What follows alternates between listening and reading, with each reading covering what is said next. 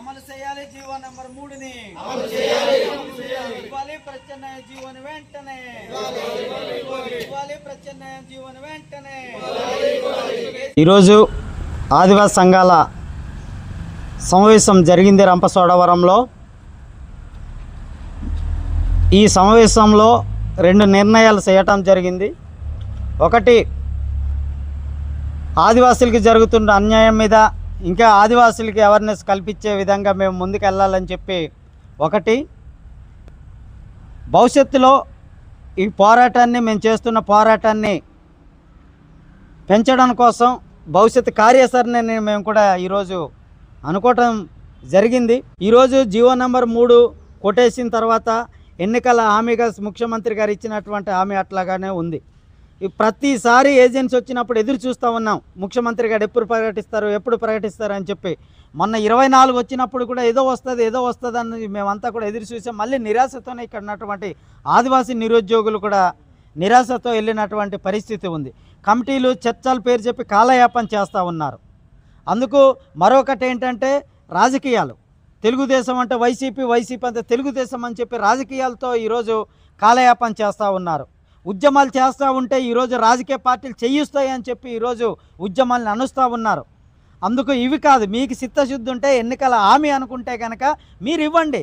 మీరు ఇచ్చిన తర్వాత ఈ ఆదివాసుల ఓట్లను మీరు మీ వైపు మలుచుకోండి. తప్పితే రోడ్డు ఎక్కినటువంటి సమస్య కోసం ఎక్కినటువంటి ఆదివాసుల్ని రాజకీయాలు చేస్తూ ఉన్నారు, రాజకీయ పార్టీలు చేయిస్తూ ఉన్నాయి అని చెప్పడం అయితే కరెక్ట్ కాదు. ఇప్పటికైనా ఆదివాసుల బాధను అర్థం చేసుకొని మీరు ఇస్తానన్నటువంటి జీవో, ఇప్పటికే టెట్ ఆల్ టికెట్లు ఇస్తూ ఉన్నారు.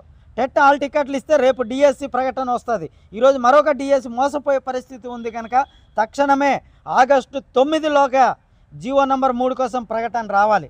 ఇంకోటి ఏం చెప్తా ఉన్నారు, 170 చట్టం ఎటువంటి ఉల్లంఘన లేదు, 170 చట్టానికి మేము రక్షించడానికి ఉన్నామని చెప్తా ఉన్నారు. 170 చట్టాన్ని రక్షించడం రాష్ట్రంలో ఏమీ లేదు. సుప్రీంకోర్టులో కేసు ఉంది కనుక సుప్రీంకోర్టులో మీరు అప్పీల్ చేయండి, సుప్రీంకోర్టుకి వెళ్ళండి, పిటిషన్ వేయండి, వాదించండి. ఆదివాళ్ళ పక్షాన మాట్లాడిన తర్వాత అప్పుడు అనుకూలంగా ఏదైతే సెక్షన్ 3ని సుప్రీంకోర్టులో సవాల్ చేశారో ఆ సవాల్ని యథావిధిగా 3ని ఉంటుంది 170 చట్టంలో అని చెప్పి ఛాలెంజ్ చేసి మీరు కోర్టులో గెలిచి వచ్చిన తర్వాత మీకోసం నిలబడ్డామని చెప్పి కూటమి ప్రభుత్వం చెప్పాలని మేము కోరుతూ ఉన్నాం. అంతే తప్పగానే ఈ 2 విషయాల్లో మీరు రాజకీయాలు చేసి మరొకసారి మాత్రం ఆదివాసులకు మోసం చేయొద్దు. మా ఉద్యమాన్ని మొదలుపెట్టాం, ఇది ఎప్పుడు ఆగుద్ది అంటే కనుక ఈ 2 సాధించినప్పుడే ఆగుద్ది. అప్పటి వరకు మీ నిర్బంధాలతో ఇంకో దాంతో మాత్రం ఈ ఉద్యమాన్ని ఆపలేము. తక్షణమే రాష్ట్ర ప్రభుత్వం స్పందించాలని అయితే మాత్రం డిమాండ్ చేస్తూ ఉన్నా. నా పేరు లోతా రామారావు. నా పేరు వెదుల లచ్చిరెడ్డి. మరి ఈరోజు పోలవరం జిల్లా రంపచోడవరం హెడ్ క్వార్టర్ లోపల మరి అన్ని సంఘాలతో ఐక్యంగా మరి ఆదివాసుల యొక్క చట్టాల మీద హక్కుల మీద మరి ఈరోజు సమావేశం పెట్టుకోవడం జరిగింది. అలాగే మరి మనం హక్కులు చట్టాలు ఇంప్లిమెంటు అవ్వాలంటే ప్రభుత్వం నుండి ప్రతి మండలం నుండి మరి సమావేశాలు ఏర్పాటు చేస్తున్నాం.